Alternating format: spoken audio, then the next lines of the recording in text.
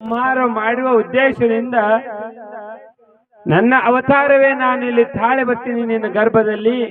ಆ ಮಗುವಿಗೆ ಭೀಮಾಶಂಕರಿ, ಭೀಮಾಂಬಿಕೆ, ಭೀಮಮ್ಮ ಅಂತ ಹೆಸರಿಡಬೇಕಂತ ಮೊದಲೇ ಇಲ್ಲಿ ತಾಯಿ ಬನಶಂಕರಿ ದೇವಿ ಸ್ವಪ್ನದಲ್ಲಿ ಹೇಳಿದ್ಲು. ಆ ರೀತಿಯಾಗಿ ಇಲ್ಲಿ ಧರ್ಮರ ಮಠದ ಜ್ಯೋತಿ ಈ ಒಂದು ತೊಟ್ಟಿಲು ಕಾರ್ಯಕ್ರಮದಲ್ಲಿ ಇನ್ನೊಬ್ಬ ಮಹಾಪುರುಷರು ಯಾರು ಆಗಮಿಸ್ತಾ ಇದ್ದಾರೆ ಅಂತಂದ್ರ ಹಾಲಕೇರಿ ಅನ್ನದಾನೀಶ್ವರ ಮಹಾಶಿವಯೋಗಿಗಳು ಕೂಡ ಧರ್ಮರ ಮಠದಲ್ಲಿ ಇರುವಂತಹ ಈ ಒಂದು ಕೂಸಿಗೆ ತೊಟ್ಟಿಲು ಕಾರ್ಯಕ್ರಮದಲ್ಲಿ ಪಾಲ್ಗೊಂಡು ಈ ಊರು ಮುಂದೆ ಧರ್ಮರ ಇಟಗಿಯಾಗಿ ಬೆಳೆಯಲಿ, ಈ ಕೂಸು ಧರ್ಮರ ಮಠದ ದೀಪವಾಗಿ ಬೆಳಗಲಿ ಅಂತೇಳಿ ಆ ಶಿವಯೋಗಿಗಳು ಅನ್ನದಾನೇಶ್ವರ ಶಿವಯೋಗಿಗಳು ಕೃಪಾಶೀರ್ವಾದವನ್ನು ಮಾಡಿ ಹೋಗಿದ್ದಾರೆ. ಈ ರೀತಿಯಾಗಿ ಅಲ್ಲಿ ತೊಟ್ಟಿಲು ಕಾರ್ಯಕ್ರಮ ನಾವೆಲ್ಲರೂ ಕೂಡ ಒಂದು ವಿಜೃಂಭಣೆಯಿಂದ ಈ ತೊಟ್ಟಿಲು ಕಾರ್ಯಕ್ರಮವನ್ನು ನೋಡ್ಕೊಂಡು ಬಂದ್ವಿ. ಈ ತೊಟ್ಟಿಲು ಅನ್ನುವಂತ ಸಂಸ್ಕಾರ ನಮ್ಮ ಸನಾತನ ಧರ್ಮವಾಗಿರುವಂತಹ ಹಿಂದೂ ಧರ್ಮದಲ್ಲಿ ನಮ್ಮ ಹಿರಿಯರು ಹಾಕಿಕೊಂಡು ಬಂದಿರುವಂತದ್ದು ಷೋಡಶ ಉಪಚಾರಗಳು ಅಂತ ಬರ್ತಾವ್ರೆ. ಯಾವಾಗ ತಾಯಿ ಗರ್ಭದಲ್ಲಿ ಗರ್ಭಾವತಿ ಆದಾಗ ಹಿಂದಿನ ಕಾಲದಲ್ಲಿ ಲಿಂಗಧಾರಣೆ, ವಿಭೂತಿ ಧಾರಣೆ ಹಿಂಗೆಲ್ಲ ಗರ್ಭಕ್ಕೂ ಕೂಡ ಸಂಸ್ಕಾರವನ್ನು ನೀಡ್ತಿದ್ರು. ಈಗೆಲ್ಲ ಅಂತ ಸಂಸ್ಕಾರಗಳು ಯಾವ ಇಲ್ಲ. ಲಿಂಗಧಾರಣೆಯನ್ನು ಗರ್ಭಕ್ಕೆ ಮಾಡ್ತಿದ್ರು. ಮುಂದೆ ಈ ತೊಟ್ಟಿಲು ಕಾರ್ಯಕ್ರಮ, ಮದುವೆ ಕಾರ್ಯಕ್ರಮ ಇವೇನ್ ಎಲ್ಲ ಅದಾವ ನೋಡ್ರಿ. ಜೀವನದಲ್ಲಿ ಒಮ್ಮೆ ಮಾತ್ರ 4 ಕಟ್ಟುಗಳು ಬರ್ತಾವಂತ. 3 ಕಟ್ಟುಗಳು, ಒಂದು ತೊಟ್ಟಿಲ ಕಟ್ಟು, 2 ಬಾಸಿಂಗ ಕಟ್ಟು, 3 ಯಾವ್ದ್ರಿ ಚಟ್ಟ ಕಟ್ಟು. ಜೀವನದಲ್ಲಿ ಬದುಕಿನಲ್ಲಿ 3 ಕಟ್ಟುಗಳು ಬರ್ತಾವಂತ. ಅದರಲ್ಲಿ 16 ಷೋಡಶ ಉಪಚಾರಗಳು. ತಾಯಿ ಗರ್ಭದಲ್ಲಿ ಇದ್ದಾಗ ಕೂಸಿಗೆ ಸಂಸ್ಕಾರವನ್ನು ನೀಡುವುದು. ಬೆಳೀತಾ ಹೋದಾಗ ತಾಯಿ ಗರ್ಭದಲ್ಲಿ ಇದ್ದಾಗ ಹೆಂಗ್ ಸಂಸ್ಕಾರ ನೀಡಬೇಕ್ರಿ ಕೂಸಿಗೆ, ಯಾವ ರೀತಿಯಾಗಿ ಸಂಸ್ಕಾರವನ್ನು ನೀಡಬೇಕಂತಂದ್ರ ನಾವೀಗ ಒಲಿ ಮ್ಯಾಲೆ ಗೆಣಸ್ ಕುದ್ಸಾಕಿರ್ತೇವ, ಗೆಣಸ್ ಗಡಿಗೆಯಾಗಿ ಇಟ್ಟಿರ್ತೇವಿ. ಆದ್ರ ಉರಿಯಲ್ಲಿ ಎತ್ತಿರ್ತದ್ರಿ, ಗಡಿಗೆ ಉರಿ ಎತ್ತಿರ್ತದ ಅಷ್ಟೇ. ಆದ್ರೆ ಗೆಣಸ್ ಕುದ್ದಿರ್ತಾವ. ಆ ಬೆಂಕಿಗೂ ಗೆಣಸಿಗೂ ಯಾವ ಅಂತರವಿದೆಯೋ, ಯಾವ ರೀತಿಯಾಗಿ ಸಂಸ್ಕಾರ ಆಯ್ತೋ, ಹಂಗಿಲ್ಲಿ ತಾಯಿಯ ಗರ್ಭದಲ್ಲಿರುವಂತಹ ಕೂಸಿಗೆ ತಾಯಿ ಯಾವ ರೀತಿಯಾಗಿ ಅವಳ ಆಚಾರ ವಿಚಾರಗಳು ಇರ್ತಾವೋ ಅದೇ ರೀತಿಯಾಗಿ ಕೂಡ ಇಲ್ಲಿ ಮಕ್ಕಳಿಗೆ ಆ ಸಂಸ್ಕಾರಗಳು, ಗರ್ಭದಲ್ಲಿರುವಂತಹ ಮಕ್ಕಳಿಗೆ ಸಂಸ್ಕಾರ ಬರ್ತಾವ. ಅದಕ್ಕೆ ಗರ್ಭಾವತಿ ಇದ್ದಾಗ ಏನ್ ಮಾಡ್ಬೇಕ್ರಿ, ಇಂಥ ಪುರಾಣ, ಪ್ರವಚನ, ಶಾಸ್ತ್ರ, ಸ್ವಂತ ಮಹಾಂತರಿಗೆ ಶರಣಾಗತಿ ಆಗೋದು, ಒಳ್ಳೆ ಒಳ್ಳೆ ಮಹಾಪುರುಷರ ಕಥೆಗಳನ್ನು ಕೇಳುವುದು. ಅದು ಬಿಟ್ಟು ನಾವೇನ್ ಮಾಡ್ತೇವ್ರಿ, ಟಿವಿ ನೋಡ್ಕೊತ ಕುಂದಿರ್ತೇವೆ ನೋಡ್ರಿ. ಧಾರಾವಾಹಿ ಅನ್ನುವಂತ ಹುಚ್ಚು. ಯಾವಾಗ ಧಾರಾವಾಹಿ ಅನ್ನುವಂತ ಹುಚ್ಚಿನಲ್ಲಿ ನಾವ್ ಇರ್ತೇವಿ, ಅವೇನ್ ಧಾರಾವಾಹಿಗಳು ಏನದಾವ್ರಿ, ಮನಿ ಒಡಿ ಕೆಲ್ಸನೇ ಅದಾವ್. ಅತ್ತಿಗೆ ಹೆಂಗ ಕೊಲ್ಲಬೇಕು, ಮಾವಿಗೆ ಹೆಂಗ ಕೊಲ್ಲಬೇಕು, ಗಂಡನ ಹೆಂಗ ಕೊಲ್ಲಬೇಕು, ನೀತಿ ಅನ್ನುವಂಥದ್ದು ಧಾರಾವಾಹಿಗಳಲ್ಲಿ ಇಲ್ವೇ ಇಲ್ಲ. ಯಾವುದೋ ಒಂದು ಲಾಭಕ್ಕಾಗಿ ಅವರು ಧಾರಾವಾಹಿಯನ್ನು ಮಾಡ್ತಾ ಇದ್ದಾರೆ. ಅದರಲ್ಲಿ ಆ ಧಾರಾವಾಹಿಗಳು ಯಾವುದೇ ಸಂಸ್ಕಾರವಿಲ್ಲ. ಅವು ಯಾವ ಧಾರಾವಾಹಿ ಅದಾವಲ್ವ, ಮನೆ ಒಂದು 3 ಬಾಗಿಲು ಅಂತ ಧಾರಾವಾಹಿ ನೋಡಿದಾಗ ಆ ಕೂಸಿಗೆ ಸಂಸ್ಕಾರ ಆಗಿರ್ತದ. ಮುಂದೆ ಆ ಕೂಸಿ ಏನ್ ಮಾಡ್ತಾರೆ, ಗಂಡನ ಮನೆ ಹೋಗಿ 1 ಮನೆ ಇದ್ದದ್ 3 ಬಾಗಿಲು ಮಾಡೇ ಬಿಡ್ತದ. ಯವ್ವ ಯಾಕೆ ಮಾತಾಡಕತ್ತೀರಿ ಯವ್ವ? ಏವ ನಾಮಕರಣ ಮಾಡ್ತೀರನು? ಮಾಡ್ಬೇಡಿ. ಬರೀ ತಾಯಂದರು ಕೂಡ ಆ ನಾಮಕರಣವನ್ನು ಮಾಡ್ರಿ, ಮತ್ತೆ ಪುರಾಣ ಮುಂದುವರಿತದ.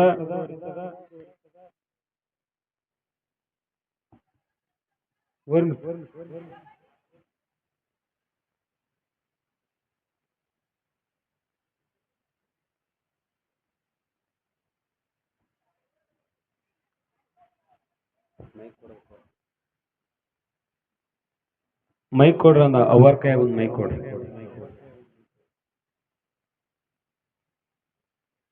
ಹಲೋ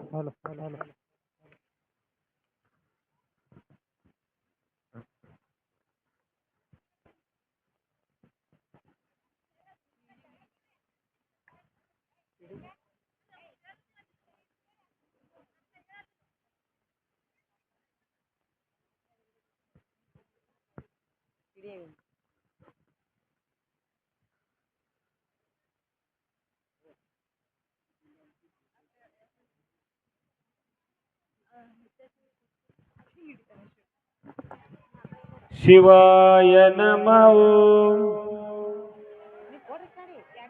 ಶಿವಾಯ ನಮಃ ಓಂ. ಶಿವಾಯ ನಮಃ ಓಂ. ಶಿವಾಯ ನಮಃ ಓಂ. ಮೈಕ್ ತಗೋರಿ, ಮೈಕ್ನಾಗನ್ರಿ.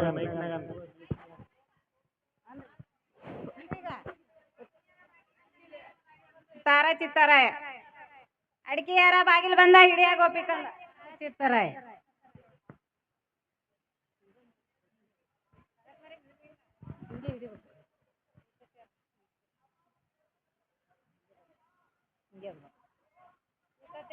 ಉತ್ತತ್ತೆರ ಬಾಗಿಲು ಬಂದ ಹಿಡಿಯ ಗೋಪಿಕಂದ. ತೆಂಗಿನೇರ ಬಾಗಿಲು ಬಂದ ಹಿಡಿಯ ಗೋಪಿಕಂದ ತಾರ ಚಿತ್ತರಾಯ. ತೆಂಗಿನೇರ ಬಾಗಿಲು ಬಂದ ಹಿಡಿಯ ಗೋಪಿಕಂದ. ಬಾದಾಮಿಯರ ಬಾಗಿಲು ಬಂದ ಹಿಡಿಯ ಗೋಪಿಕಂದ ಚಿತ್ತರಾಯ. ಕರ ತುಚ್ಚು ಮರ ತುಚ್ಚು ಕರ ತುಚ್ಚು ಮರ ತುಚ್ಚು.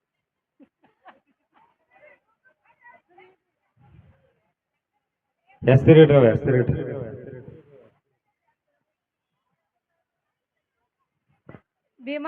ಭೀಮಾಂಬಿಕಾ ಕುರ್. ಯಾವ ಮೊದಲ ತಾಯಿ ಶಾಂಭವಿ ಅಂತಿಡ್ರಿ, ಒಂದ್ ಕಡೆ ಇನ್ನೊಂದ್ ಕಡೆ ರಾಜರಾಜೇಶ್ವರಿ ಅಂತಿಡ್ರಿ, ಇನ್ನೊಂದ್ ಕಡೆ ಲಕ್ಷ್ಮಿ ಅಂತಿಡ್ರಿ, ಒಂದ್ ಕಡೆ ಬನಶಂಕರಿ, ಐದನೇ ಹೆಸರು ಭೀಮಾಂಬಿಕಾ ಅಂತ ಹೇಳ್ರಿ. ಶಾಂಭವಿ ಕುರ್. ರಾಜರಾಜೇಶ್ವರಿ ಕುರ್. ಬನಶಂಕರಿ ಕುರ್. ಐದನೇ ಹೆಸರು ಭೀಮಾಂಬಿಕಾ. ಜಗಜ್ಜನನಿ ಭೀಮಾಂಬಿಕಾ ಮಾತಾ ಕಿ. ಜಗಜ್ಜನನಿ ಬನಶಂಕರಿ ಮಾತಾ ಕಿ ಜೈ. ಮಂಗಲಂ ಜಯ ನಮಃ ಪಾರ್ವತಿ ಶಿವ ಹರ ಹರ ಮಹಾದೇವ.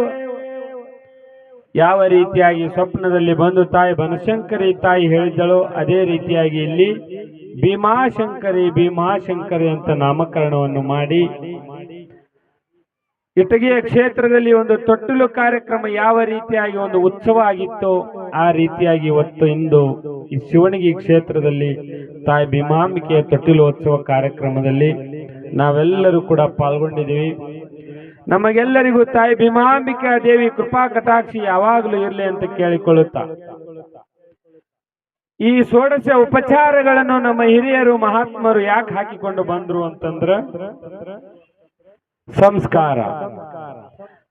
ತಾಯಿಯ ಗರ್ಭದಲ್ಲಿ ಇರುವಾಗಲೇ ಕೂಸಿಗೆ ಸಂಸ್ಕಾರ, ತಾಯಿಯಿಂದ ಗರ್ಭದಿಂದ ಹೊರಗೆ ಬಂದ ಮೇಲೆ ತೊಟ್ಟಿಲು ಸಂಸ್ಕಾರ, ಬಾಲ್ಯಾವಸ್ಥೆಯಲ್ಲಿ ಇರಬೇಕಾದ್ರೆ ಸಂಸ್ಕಾರ, ಯೌವನಾವಸ್ಥೆಯಲ್ಲಿ ಮದುವೆ ಮತ್ತು ಕೊನೆಯಲ್ಲಿ ಈ ರೀತಿಯಾಗಿ ಷೋಡಶ ಉಪಚಾರಗಳು.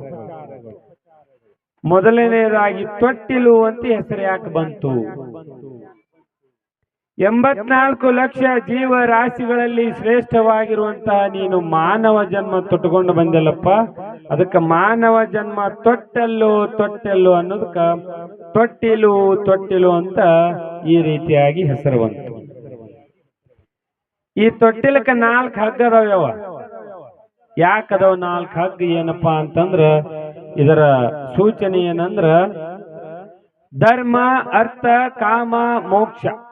ನಾವು ಮೋಕ್ಷವನ್ನು ಹೊಂದಬೇಕಾದ್ರೆ ಮೊದಲ ಧರ್ಮದಿಂದಲೇ ನಡೆಯಬೇಕು. ಧರ್ಮೋ ರಕ್ಷತಿ ರಕ್ಷಿತ ಅನ್ನುವ ಹಾಗೆ ಧರ್ಮ, ಅರ್ಥ, ಕಾಮ, ಮೋಕ್ಷ. ನಾವು ಯಾವುದೇ ಒಂದು ನಮ್ಮ ಜೀವನದಲ್ಲಿ ಹಣವನ್ನು ಸಂಪಾದಿಸಬೇಕಾದರೆ, ಒಂದು ಗುಣವನ್ನು ಸಂಪಾದಿಸಬೇಕಾದರೆ ನಮ್ಮ ಜೀವನದಲ್ಲಿ ಧರ್ಮದಿಂದಲೇ ನಡೆಯಬೇಕು. ಎರಡನೇದು ಅರ್ಥ ಅಂದ್ರೆ ಸಂಪತ್ತು. ಆ ಸಂಪತ್ತನ್ನು ನಾವು ಯಾವ ರೀತಿಯಾಗಿ ಅಂದ್ರ ಧರ್ಮದಿಂದ, ಅನ್ಯಾಯದಿಂದ ಗಳಿಸುವಂತದ್ದಲ್ಲ. ಅದಕ್ಕೆ ಅನ್ಯಾಯದಿಂದ ಗಳಿಸುವಂತ ಏನಾಗ್ತದ ಅಂತಂದ್ರ ಹೇಳ್ತಾರ ಒಂದು ಸುಭಾಷಿತಕಾರರು, ಅನ್ಯಾಯೋಪಾರ್ಜಿತ ವಿತ್ತಂ ದಶವರ್ಷೇಣ ತಿಷ್ಠಂತಿ ಪ್ರಾಪ್ತೇಸು ಏಕಾದಶೆ ಸಮೂಲಂ ತದ್ ವಿನಶ್ಯತಿ. ಅನ್ಯಾಯದಿಂದ ನಾವು ಗಳಿಸಿರುವಂತಹ ಹಣ ನಮ್ಮೊಳಗ 10 ವರ್ಷಗಳ ಪರ್ಯಂತರವಾಗಿ ಇರ್ತದಂತ. ಯಾವಾಗ ಅನ್ಯಾಯೋಪಾರ್ಜಿತ ವಿತ್ತಂ ದಶವರ್ಷೇಣ ತಿಷ್ಟಂತಿ ಪ್ರಾಪ್ತೇಸು ಏಕಾದಶೇ ವರ್ಷ, 11ನೇ ವರ್ಷ ಯಾವಾಗ ಪ್ರಾಪ್ತಿ ಆಗ್ತದೋ, ಯಾವ ರೀತಿಯಾಗಿ ಜೋರಾಗಿ ಮಳೆ ಬಂದು ನಮ್ಮ ಒಡ್ಡು ಒಡಿತು ಅಂದ್ರ ಹೊಲದಲ್ಲಿರುವಂತ ಮಣ್ಣೆಲ್ಲ ಹೆಂಗ ಕೊಚ್ಚಿಕೊಂಡು ಹೋಗ್ತದ, ಹಂಗ ಅನ್ಯಾಯದಿಂದ ನಾವು ಗಳಿಸಿರುವಂತ ಹಣ ಅನ್ಯಾಯದಿಂದ ಇತ್ತು ಅಂತಂದ್ರೆ ಅದು 11ನೇ ವರ್ಷ ಪ್ರಾಪ್ತಿ ಆದಾಗ ಸಮೂಲಂ ತದ್ ವಿನಶತಿ, ಮೊದಲಿದ್ದದ್ದು ಈಗ ಗಳಿಸಿದ ಎಲ್ಲವೂ ಕೂಡ ಹಾಳಾಗಿ ಹೋಗ್ತವಂತ. ಅದಕ್ಕ ಧರ್ಮದಿಂದಲೇ ಹಣವನ್ನು ಗಳಿಸಬೇಕು. ಇನ್ನು ಕಾಮ ಅಂತಂದ್ರ ಆಸೆ, ನೂರಾರು ಆಸೆಗಳಿರ್ತಾವ ನಮ್ಮ ಜೀವನದಲ್ಲಿ. ನಾವು ಧರ್ಮದಿಂದ ಗಳಿಸಿರುವಂತ ಹಣದಿಂದ ನಮ್ಮ ಜೀವನದಲ್ಲಿರುವಂತ ಆಸೆಯನ್ನು ತೀರಿಸಿಕೊಳ್ಳಬೇಕು. ಕೊನೆಯದಾಗಿರೋದು ಮೋಕ್ಷ ಅನ್ನುವಂಥದ್ದು. ಮೋಕ್ಷ ಅಂದ್ರ ಮೋಹ ಕ್ಷಯ ಇತಿ ಮೋಕ್ಷ. ನಮ್ಮ ಜೀವನದಲ್ಲಿ ನಾವು ಈ ವಿಷಯಾದಿಗಳ ಮೇಲೆ ಇರುವಂತಹ ಮೋಹವನ್ನು ಕ್ಷಯ ಮಾಡಿಕೊಂಡಿರುವುದೇ ಮೋಕ್ಷ ಅಂತ ಕರೀತಾರೆ. ಮೋಕ್ಷ ಅಂತ ಇನ್ನೊಂದೊಂದು ಅರ್ಥ ಅಂದ್ರ ಈ ಭವಬಂಧನದಿಂದ, ಹುಟ್ಟು ಸಾವುಗಳಿಂದ, ಪುನರಪಿ ಜನನಂ ಪುನರಪಿ ಮರಣಂ ಪುನರಪಿ ಜನನಿ ಜಠರೇ ಶಯನಂ ಯಹ ಸಂಸಾರೇ ಕಲು ದುಸ್ತಾರೆ ಕೃಪಯಾ ಪಾರೆ ಪಾಹಿ ಮುರಾರೆ ಅನ್ನುವ ಹಾಗೆ ನಾವು ಮತ್ತೆ ಮತ್ತೆ ಈ ಭವಬಂಧನದಲ್ಲಿ, ಈ ಹುಟ್ಟು ಸಾವು ಅನ್ನಂತ ಚಕ್ರದಲ್ಲಿ ಬೀಳದೆ ಹುಟ್ಟದೇ ಇರುವುದು, ಸಾಯದೇ ಇರುವುದೇ ಇಲ್ಲಿ ಮೋಕ್ಷ ಅಂತ ಹೇಳ್ತಾರೆ. ಈ ರೀತಿಯಾಗಿ ನಮ್ಮ ಜೀವನದಲ್ಲಿ ನಾವು ಧರ್ಮ, ಅರ್ಥ, ಕಾಮ, ಮೋಕ್ಷ ಈ 4 ಪುರುಷಾರ್ಥಗಳನ್ನು ಸಾಧನೆ ಮಾಡಿದಾಗ ನಮಗ ಮೋಕ್ಷ ಅನ್ನುವಂಥದ್ದು ಸಿಗ್ತದೆ. ಇನ್ನು ಹೆಸರಿಟ್ಟವರಿಗೆ ಸೋದರ ಮಾವ ಅಥವಾ ಸೋದರತ್ತಿ ಹೆಸರಿಡ್ತಾಳ್ರಿ. ಡುಬ್ಬದಾಗ ಗುಮ್ಮತಿರಲ್ಲವ, ಯಾಕೆ ಗುಮ್ಮತಿರಿ? ಒಬ್ಬರಿಗೆರ ಗೊತ್ತದನ್ರಿ, ಹೊಡಿತಾರಲ್ಲ. ಯಾವ ಹೊಡಿ ಅಂತ ಹೇಳಿದೀನಿ ಆಗಳೇ ನಮ್ಮ ಆಯಿ, ಯಾಕೆ ಹೊಡಿತಾರ ಗೊತ್ತನ್ರಿ? ಆ ಕೂಸು ತಾಯಿಯ ಗರ್ಭದಿಂದ ಬಂದಿರ್ತದ, ಪರಮಾತ್ಮನಿಂದ ಒಂದು ಪರಮಾತ್ಮನ ಅಂಶವೇ ನಾವೆಲ್ಲ ಇರ್ತೀವಿ. ಆದ್ರ ಯಾವುದೇ ಪರಮಾತ್ಮನಿಗೆ ಯಾವುದೇ ನಾಮ ರೂಪ ಲಕ್ಷಣಗಳು ಯಾವುದೂ ಇಲ್ಲ. ಅದಕ್ಕೆ ಅವನಿಗೆ ಏನಂತಾರ? ನಿರಾಕಾರ, ನಿರ್ಗುಣ, ಸಾವಯವ, ನಿರಯವ ಅಂತ ಪರಮಾತ್ಮನಿಗೆ ಹೆಸರು. ಆ ಪರಮಾತ್ಮನಿಂದ ಹುಟ್ಟಿ ಬಂದಿರುವಂತ ಈ ಜೀವಾತ್ಮರು, ಈ ಜೀವನಿಗೇನು ಹೆಸರಿಡ್ತಿರಲ್ಲ, ಇಲ್ಲಾರ ಹೆಸರಿಡ್ತಿರಲ್ಲ, ಅದಕ್ಕೆ ಹೊಡಿತಾರ ನೋಡ್ರಿ. ಹೆಸರೇ ಇಲ್ಲ ಪರಮಾತ್ಮನಿಗೆ. ದೇವನೊಬ್ಬ ನಾಮ ಹಲವು ಅನ್ನುವ ಹಾಗೆ ನಾವೆಲ್ಲ ದೇವರಿಗೆ ಬೇರೆ ಬೇರೆ ಹೆಸರಿಟ್ಟುಕೊಂಡು ನಾವು ನಮ್ಮ ಬದುಕಿನಲ್ಲಿ ಜೀವನವನ್ನು ಸಾಗಿಸ್ತಾ ಇದ್ದೀವಿ. ಅದಕ್ಕ ಹೆಸರ ಇಟ್ಟವ್ರಿಗೆ ಹೊಡೆಯುವುದು ಇದರ ಅರ್ಥ. ಇನ್ನ ಗುಗ್ಗರಿ ಅನ್ಸುತ್ತೀರಿ. ಗುಗ್ಗರಿ ಯಾವ ಗುಗ್ಗರಿ? ಅವು ಯಾವ ಗುಗ್ಗರಿ? ಹೇಳುವ ಗುಗ್ಗರಿ ಅಂತಾರೆ. ಅದಕ್ಕೆ ಹೇಳುವ ಗುಗ್ಗರಿ ಏನని ಹೇಳುವುದು? ಇಂಥ ನಾವು ಇವತ್ತ ಧರ್ಮರ ಮಠದಲ್ಲಿರುವಂತ ತಾಯಿ ಹನುಮಮ್ಮನವರು ಜನ್ಮ ನೀಡಿರುವಂತ ಮಗುವಿಗೆ ಹೋಗಿ ಭೀಮಾಂಬಿಕೆ ಅಂತ ನಾಮವನ್ನು ಹೆಸರು ಇಟ್ಟು ಬಂದೇವೆ ಅಂತ ಯಾರು ಈ ತೊಟ್ಟಿಲು ಕಾರ್ಯಕ್ರಮದಲ್ಲಿ ಭಾಗವಹಿಸಿರಂಗಿಲ್ಲ ನೋಡ್ರಿ, ಯಾರು ಬಂದಿರಂಗಿಲ್ಲವ ಅವ್ರ ಮನೆಗೆ ಹೋಗಿ ಹಿಂಗ ನಾ ಇವತ್ತು ಧರ್ಮದ ಮಠದಲ್ಲಿ ಹೋಗಿ ಭೀಮಾಂಬಿಕೆ ಅಂತ ಹೆಸರಿಟ್ಟು ಬಂದೇವೆ ಅಂತ ಹೇಳಿ ಅವರಿಗೆ ಕೊಡುವ ಗುಗ್ಗರಿ, ಅದು ಹೇಳುವ ಗುಗ್ಗರಿ. ಅದು ನಮ್ಮ ಬಾಯಾಗ ಸಿಕ್ಕಿ ಏನೇನ ಆಗ್ಬಿಟ್ಟ. ಹಿಂದಿನ ಕಾಲದಲ್ಲಿ ತಾಯಂದಿರು ಎಟ್ ಚಂದ ಒಂದು ಹಂಡೆ ನೀರ್ ಕಾಸಿ ಕೊಬ್ಬರಿ ಎಣ್ಣೆಲಿ ನೆತ್ತಿಗೆ ಹಚ್ಚಿ ತಿಕ್ಕಿ ತಿಕ್ಕಿ ತಿಕ್ಕಿ ಮಾಂಸ ಮುದ್ದೆಯಾಗಿರುವಂತ ಈ ಶರೀರವನ್ನು ಮಾಂಸ ಮುದ್ದೆಯಿಂದ ಇರುವಂತ ಒಂದು ಗೊಂಬೆ ಆಕಾರವನ್ನು ಕೊಡ್ತಾರೆ. ಒಂದು ಹಂಡೆ ನೀರ್ ಕಾಸಿ, ಒಂದು ಬಟ್ಲ ಎಣ್ಣೆ ಕಾಸಿ, ಅದಕ್ಕೆ ಎಣ್ಣೆ ತುಂಬಾ ಹಚ್ಚಿ ಕೊನೆಯಲ್ಲಿ ತಿಕ್ಕಿ ತಿಕ್ಕಿ ತೊಳೆದು ಒಂದು ತಲೆ ಮೇಲೆ ಒಂದು ಬೆಳ್ಳುಳ್ಳಿಯನ್ನಿಟ್ಟು ಕುಂಚಿಗೆ ಹಾಕಿ ಜೋಗುಳ ಪದ ಹಾಡಕತ್ರ ಕೂಸಲ್ರಿ ಅವ್ರ ಅಪ್ಪನ ಮುಕ್ಕೋತಿದ್ನಂತ. ಇವತ್ತ ಅಂತ ತೊಟ್ಲಿನೂ ಇಲ್ಲ, ಅಂತ ಕೂಸುಗಳು ಇಲ್ಲ, ಅಂತ ಪದ ಹಾಡೋರು ಇಲ್ಲ. ಹೆಂಗ ಆಡ್ತಿದ್ರಿ ಹಿಂದಿನ ಕಾಲದಾಗ? ಕೂಸಿದ್ದ ಮನೆಗೆ ಬೀಸಣಿಕೆ ಆತಕ್ಕ, ಕೂಸು ಕಂದಯ್ಯ ಒಳ ಹೊರಗ ಹಾಡಿದರ ಬೀಸಣಿಕೆ ಗಾಳಿ ಸುಳಿದಾವ ಅಂತ ನಮ್ಮ ಹಿರಿಯರು ಜೋಗುಳ ಪದ ಹಾಡ್ತಿದ್ರು. ಇನ್ನೊಂದು ಆಡ್ತಾರೆ ಏನ್ರಿ? ಆಡಿ ಬಾಯನ ಕಂದ ಅಂಗಾಲ ತೊಳೆದೇನ ಅಂಗಾಲ ತೊಳೆದೇನ ತೆಂಗಿನಕಾಯಿ ತಿಳಿನೀರ ತೆಂಗಿನಕಾಯಿ ತಿಳಿನೀರ ಕಂದಯ್ಯ ಒಳವರಗ ಹಾಡಿದಾರ ಕೂಸು ಬಂಗಾರ.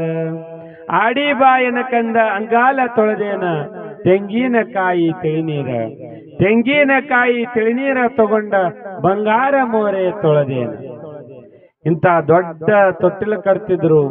ಆ ತೊಟ್ಟಿಲು ಒಳಗ ಹೊರಗ ಆಡಿದರ ಬೀಸಣಿಕೆ ಗಾಳಿ ಸುಳದಂಗ. ಈಗ ಅಂತ ತೊಟ್ಲು ಕಟ್ಟಾಕ ಜಾಗನೇ ಇಲ್ರಿ, ಅಂತ ಮನಿಗಳು ಇಲ್ಲ. ಇಟ್ಟಿಟ್ಟ ಸ್ಟ್ಯಾಂಡ್ ತೊಟ್ಲು ಬಂದವ್ರಿ, ಅಲ್ಲೇ ಅವು ಪುಟ್ಟು ಪುಟ್ಟು ಪುಟ್ಟು ಪುಟ್ಟು ಅಂತ ತೂಗ್ತಿರ್ತಾರ ಅವಕ್ಕನು. ಈಗಿನವ್ರು ಹೆಂಗ್ ಜೋಗುಳ ಪದ ಆಡ್ತಾರೆ ಅವ, ಬಾರ ಬಾರ ಬಾರ ಗುಬ್ಬಿ, ಇಟ್ಟ ಜೋಗುಳ ಪದ ರೀ ಅವ್ರದ್ದು. ಬಾರ ಬಾರ ಬಾರ ಕಾಗಿ ಚೂ ಹಚ್ಚ ಅಂತಂದ್ರೆ ಮಲ್ಕೊಂಡ್ ನಾಯಿ ಸೈತಿ ಎದ್ದು ಹೋಗ್ತಿದ್ದು ಅಂತ. ಏನು ಕೂಸಿ ಏನು ಮುಕ್ಕೋತಾವ್ರಿ ಈಗಿನ ದಿನದಾಗ. ಹೆಂಗ ನಮ್ಮ ಹಿರಿಯರು ಎಂತ ಜೋಗುಳ ಪದ ಎಂತಾವಿದ್ದು ಅಂತಂದ್ರ, ಬೆಳಗಿನ ಜಾವ ನಮ್ಮ ತಾಯಂದಿರು ಬಂದು ನಸುಕ್ನಾಗ ಪದ ಹಾಡ್ತಾರ್ರಿ. 5:05 ಬಂದು ಹಾಡ್ತಾರ. ಎಂತ ಪದಗಳು ಹಾಡ್ತಾರ್ರಿ. ನಾ ಯಾವ ಊರಾಗೂ ಅಂತ ಪದಗಳ ಹಾಡು, ತತ್ವ ಪದಗಳು ತಾಯಂದಿರು ಎಷ್ಟು ಸೊಗಸಾಗಿ ಹಾಡ್ತಾರ ನಸಿನಾಗ 5:05 ಬಂದು. ಆ ಎಲ್ಲ ತಾಯಂದಿರಿಗೆ ಜೋರಾದ ಚಪ್ಪಾಳೆಯೊಂದಿಗೆ ಧನ್ಯವಾದಗಳನ್ನು ಸಮರ್ಪಿಸೋಣ. ಈ ರೀತಿಯಾಗಿ ನಮ್ಮ ಜೀವನದಲ್ಲಿ ತೊಟ್ಟಿಲು ಅನ್ನುವಂತ ಒಂದು ಷೋಡಶ ಉಪಚಾರಗಳು ಬರ್ತಾವ. ಅದಕ್ಕ ಇಂಥ ಒಂದು ಬಹಳ ವಿಜೃಂಭಣೆಯಿಂದ ಇವತ್ತು ತೊಟ್ಟಿಲು ಕಾರ್ಯಕ್ರಮವನ್ನು ಮಾಡಿದೀವಿ. ನಾಳೆಯಿಂದ ಆ ತಾಯಿ ಭೀಮಾಂಬಿಕೆ ಬಾಲ್ಯ ಲೀಲೆಗಳು ಬರ್ತಾವು. ಅಂತ ಭೀಮಾಂಬಿಕೆಯ ಬಾಲ್ಯ ಲೀಲೆಗಳನ್ನು ನಾವೆಲ್ಲರೂ ಕೂಡಿ ನಾಳೆಯಿಂದ ನೋಡೋಣ ಎನ್ನುವಂತೆ ಈಗ ಮುಂದಿನ ಕಾರ್ಯಕ್ರಮ ನಿರೂಪಕರು ವಹಿಸಿಕೊಳ್ಳುತ್ತಾ ನನ್ನೆರಡು ತೊದಲು ನುಡಿಗಳನ್ನು ಸದ್ಗುರು ರೇವಣ ಸಿದ್ದೇಶ್ವರ ಪಾದ ಕಮಲಗಳಲ್ಲಿ ಅರ್ಪಿಸಿ ಮುಕ್ತಾಯಗೊಳಿಸೋಣ. ಜೈ ಮಂಗಲಂ ದೇ ನಮಃ ಪಾರ್ವತಿ ಶಿವ ಹರ ಹರ ಮಹಾದೇವ. ಜಗಜ್ಜನನಿ ಭೀಮಾಂಬಿಕಾ ಮಾತಾ ಕೀ.